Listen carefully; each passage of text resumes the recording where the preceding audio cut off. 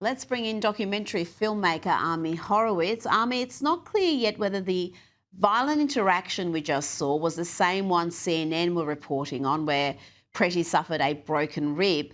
But it's clear that these protests in Minnesota are not peaceful, they're not organic, they're very well planned and executed uprisings.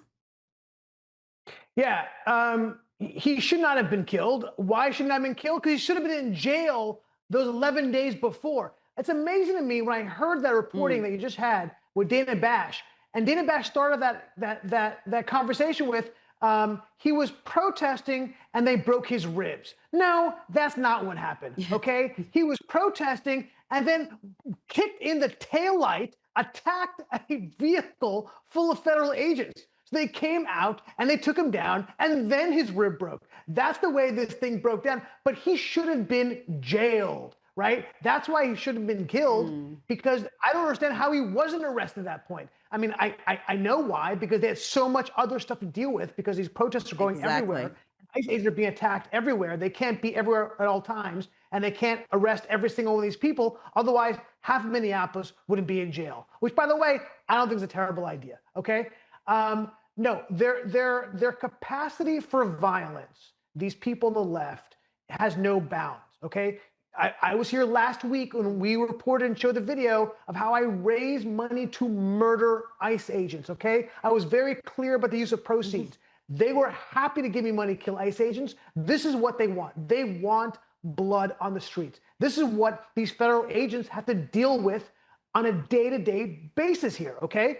It doesn't help when you have Democrats and the media continue to use Nazi imagery when comparing these federal agents. It's so disgusting. It's so beyond the pale.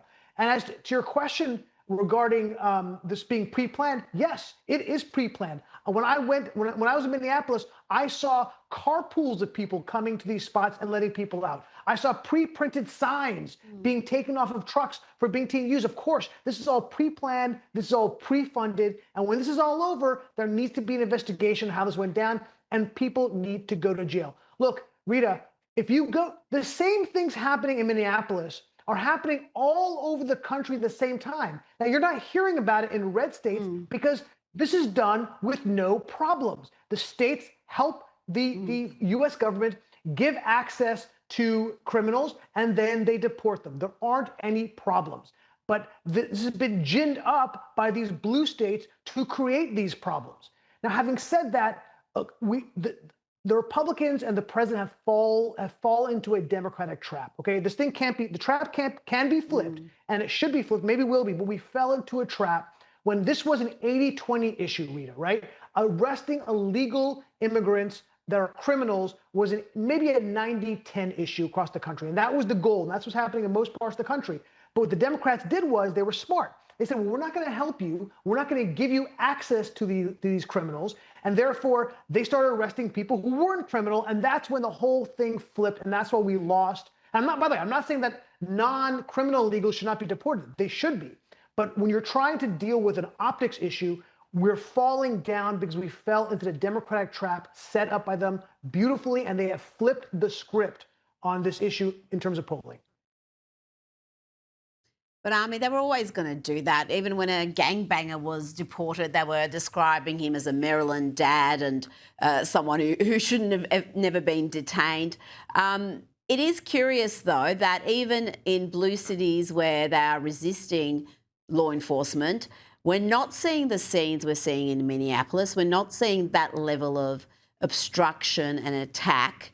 And Minneapolis is the centre of massive fraud that's been uncovered, billions of dollars, and no one's talking about that anymore. That should be a topic of discussion about who was complicit, who allowed this to happen under their noses. But everyone's focus is now on these protests and ICE trying to do their task.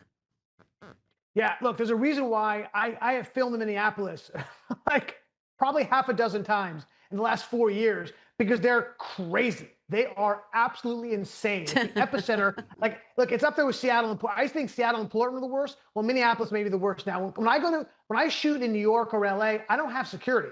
If I go to Minneapolis, I have to have a security detail because these people are absolutely nuts. And yeah, you're right. It's a great thing to point out. We've forgotten about the Minneapolis fraud, which, by the way, brought down a governor. Tim Walz isn't running again on this issue. But look, I have confidence this administration can chew gum and walk at the same time. I think we're going to see prosecutions as these things settle down over both of those issues. I hope to God they will, and I'm pretty confident they will.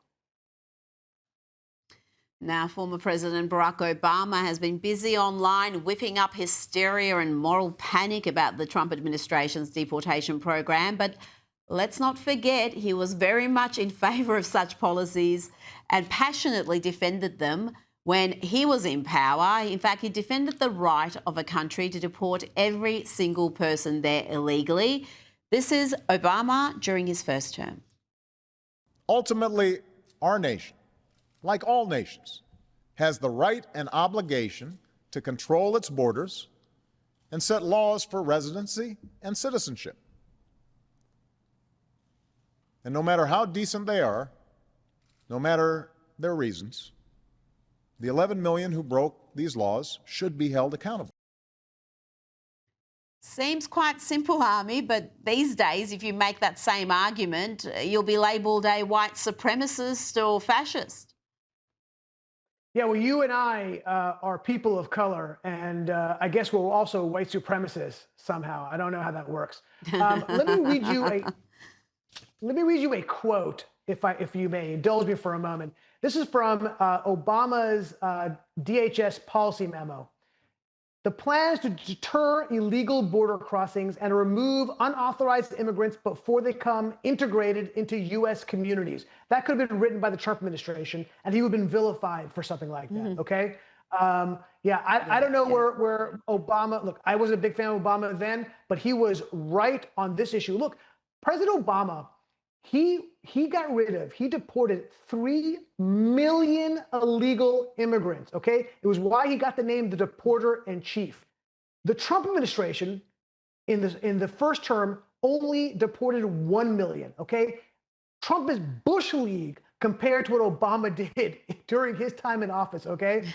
This is where we're at on this thing. But the goal is more immigrants, right? This is what it is. They want more illegal immigration. That's not it's not a bug. That's the feature of what they're trying to do.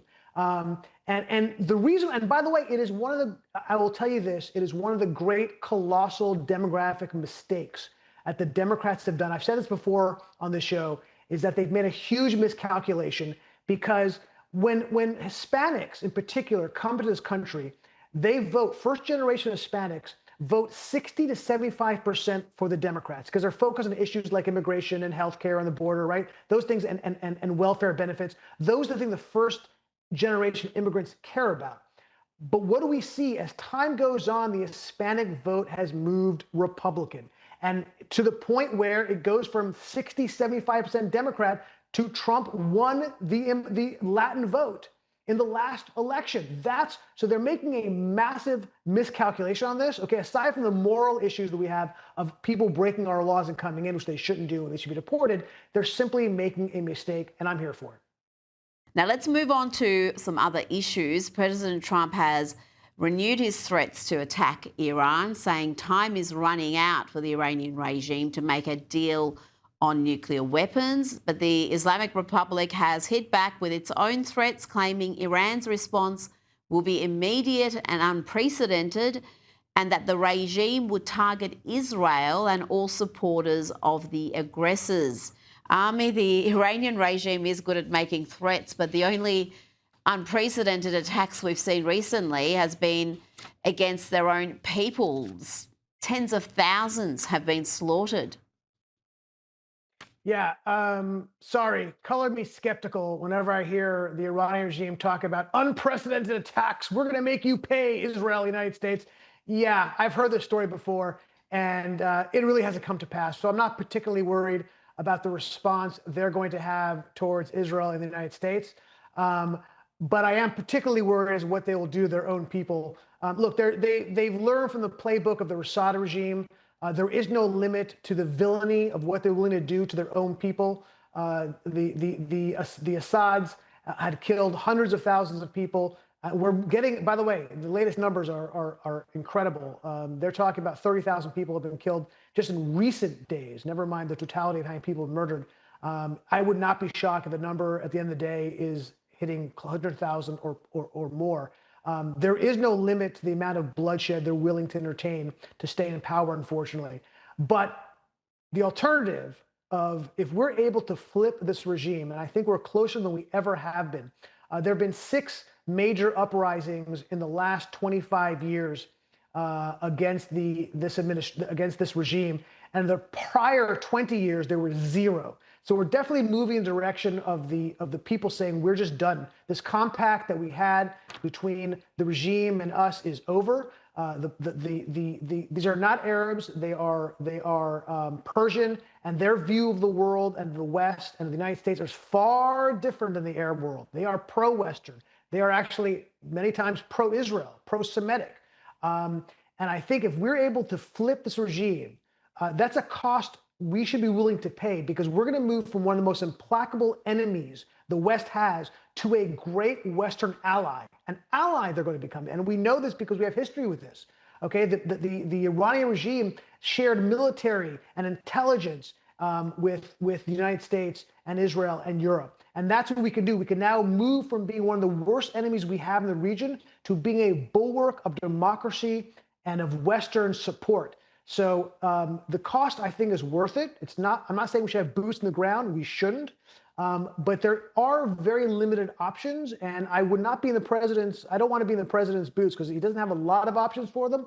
But I think taking action is better than taking no action, because the positive results are really immeasurable.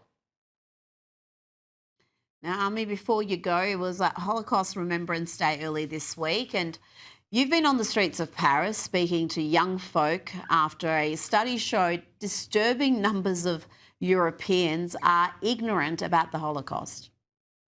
Holocaust, I don't know. The Shoah? Ring a bell at all? No, not really. Non. The Shoah? Non. Tu sais ce que c'est l'Holocauste? La Shoah? No. Non? Non du tout.